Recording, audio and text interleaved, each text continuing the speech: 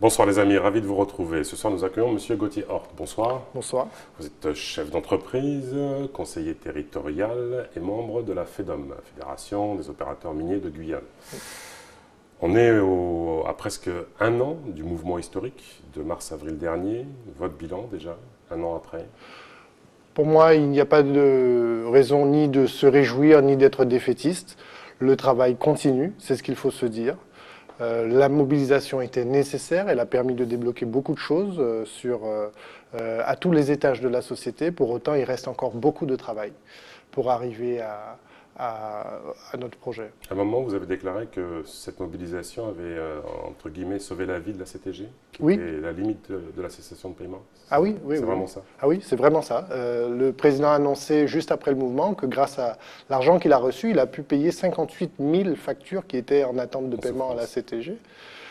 Donc oui, c'est vraiment ça. Sans le mouvement, nous n'aurions pas pu lancer aujourd'hui les études pour réaliser la partie de la programmation pluriannuelle d'investissement sur les infrastructures scolaires. Et théoriquement, les travaux devraient démarrer en 2019. Ça, c'est grâce au mouvement. Vous suivez un peu les accords? Vous faites partie du comité de suivi? Vous avez pris un peu de recul? Je ne fais pas partie du comité de suivi, mais naturellement, je m'intéresse aux suites du mouvement. Alors aujourd'hui, vous êtes perçu comme une figure emblématique de l'opposition à la majorité de la CTG. Comment vous jouez ce rôle? Mais disons que l'opposition, je joue un rôle d'opposition. Pour autant, un rôle d'opposition de travail. C'est-à-dire que constructive, c'est-à-dire que vous remarquerez que j'envoie régulièrement des courriers au président et je me fais un effort, une obligation de toujours être force de proposition. Alors, très souvent, le président ne retient pas mes propositions. Pour autant, il ne peut pas dire que je ne lui en fais pas. Premièrement. Deuxièmement, sur le suivi des dossiers, je me porte le plus volontaire possible pour accompagner les dossiers. Parce que je joue mon rôle d'opposition et c'est mon rôle de dire lorsque ça ne va pas. Mais c'est aussi mon rôle en amont, autant que possible, de désamorcer, de travailler en amont pour essayer de travailler en amont. Et c'est là que si j'ai une plus-value à apporter, c'est là que ça se fait. Alors, malheureusement, effectivement, le groupe majoritaire et le président particulièrement verrouillent de façon à ce que j'ai le moins accès aux services et aux dossiers. Enfin, malgré ça, je m'immisce pour essayer d'orienter les choses. Alors vous avez globalement un point de convergence, mais on développera un peu plus profondément cette question. Sur la Montagne d'Or, projet, vous êtes favorable, pas favorable, votre position? Je suis favorable au projet, naturellement sous condition. Sous condition de quoi? D'un grand retour socio-économique pour la Guyane. Il me semble que la Guyane, dans son ensemble, peut tirer un réel bénéfice à ce projet.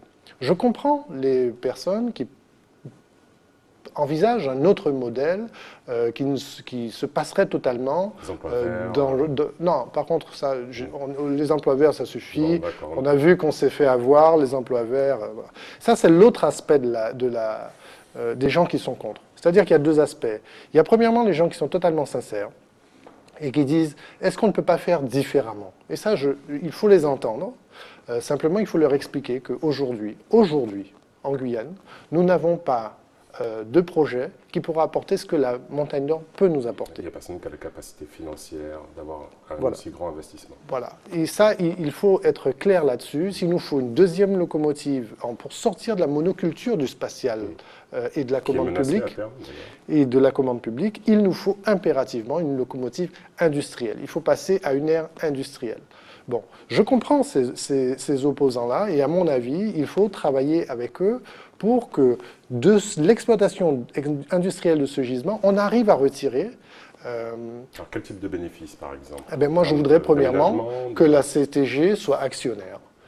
Moi, je souhaiterais 25%, que la CTG soit actionnaire au capital de 25%. Excusez-moi, monsieur Hort, mais imaginons que ce soit un projet de 500 millions. Il faudrait que la CTG prenne 25% de ces 500 millions. Oui, après, il faut voir comment les financer. Il faut voir comment les financer et à quel prix ces actions sont vendues. Mais oui, c'est tout à fait négociable. C'est-à-dire que lorsque la Montagne d'Or gagnerait 100 €, moi, je voudrais que la CTG en gagne 25 seulement en dividendes. d'accord, sans parler des taxes et des frais induits. Et aussi en infrastructure. J'entends de grandes propositions, par exemple sur le désenclavement vers Grand Santi, sur des choses comme ça. On peut demander à la Société Montagne d'Or, qui est à l'écoute, hein, attention, des contreparties, mais j'en cite une, mais ça peut en être d'autres. En tout cas, je pense qu'on devrait se baser sur l'exemple du Suriname, qui a, à mon avis, bien négocié ses contrats, d'accord, qui vient d'ouvrir une deuxième mine industrielle il y a à peu près 1 an au Suriname.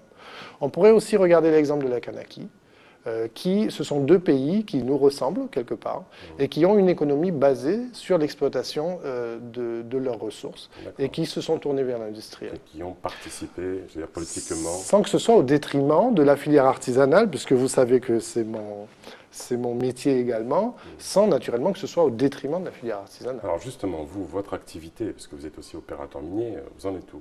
Alors vous savez que moi j'ai fait les foudres de l'État, de la justice, il y a un peu plus de 2 ans. Il faut savoir que depuis ce jour-là, je ne suis pas en activité. Je n'ai plus jamais pu exploiter depuis ce jour-là. Alors j'ai un dossier en souffrance depuis 2 ans, une demande depuis 2 ans. J'ai enfin réussi à faire déclencher l'instruction.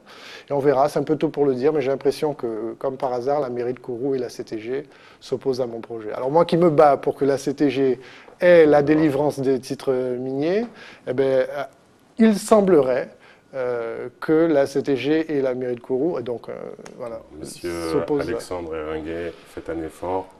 Je ne sais pas par rapport à la suite, hein, mais au moins recevoir M. Hort et travailler ensemble. Ce serait quand même le comble. Intéressant. Les freins au développement de la Guyane, vous qui êtes un acteur économique.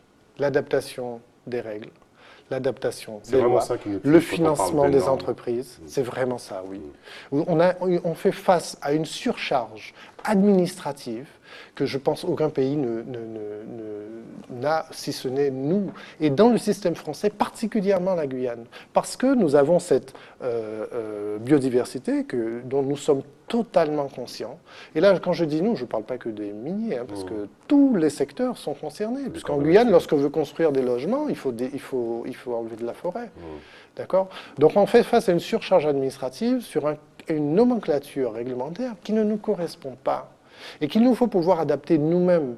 Ça fait des années qu'on le dit. Pourquoi ça avance pas ? Eh bien, moi, je pense que les élus n'y croient, enfin, certains élus, notamment la CTG, n'y a pas suffisamment cru. J'ai envie de croire qu'à l'issue des États généraux, on arrivera enfin à monter un projet guyanais qui place la Guyane au centre des décisions majeures pour son développement. Ce sera le mot de la fin. Merci beaucoup, M. Hort, d'avoir participé à cette émission. Les amis, les programmes continuent. À bientôt. Tchambé.